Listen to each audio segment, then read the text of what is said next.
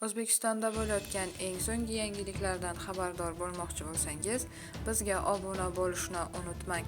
O'zgidromet hafta boshida qanday ob-havo bo'lishini ma'lum qildi. Assalomu alaykum aziz muxlis. Agarda bizning kanalimizda mehmon bo'lsangiz, bizga obuna bo'lishni unutmang. O'zgidromet 7-aprel dushanba kuni uchun ob-havo prognozini e'lon qildi. Unga ko'ra, Toshkent shahrida havo biroz bulutli bo'ladi. Yog'ingarchilik kutilmaydi. Momaqaldiroq bo'lishi mumkin. Kunduzi yog'ingarchilik kutilmaydi. Harorat kechasi 15-17 daraja, kunduzi esa 26-28 daraja iliq bo'ladi. Qoraqalpog'iston Respublikasi hamda Xorazm viloyatida havo biroz bulutli bo'ladi. Yog'ingarchilik kutilmaydi. Harorat kechasi 16-17 daraja, kunduzi esa 23-28 daraja iliq bo'ladi. Buxoro va Navoiy viloyatida havo biroz bulutli bo'ladi. Yog'ingarchilik kutilmaydi. Harorat kechasi 11-16 daraja, kunduzi esa 25-30 daraja iliq bo'ladi. Toshkent viloyatida havo biroz bulutli bo'ladi. Kechasi va ertalab ba'zi joylarda yomg'ir yog'adi. Momaqaldiroq bo'lishi mumkin.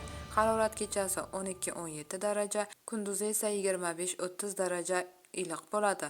Sirdaryo, Samarqand, Jizzax viloyatlarida havo biroz bulutli bo'ladi.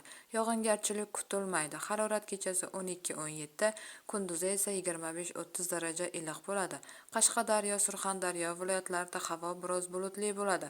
Yog'ingarchilik kutilmaydi. Harorat kechasi 15-20 daraja, kunduzi esa 28-33 daraja iliq bo'ladi. Andijon, Namangan, Farg'ona viloyatida havo biroz bulutli bo'ladi.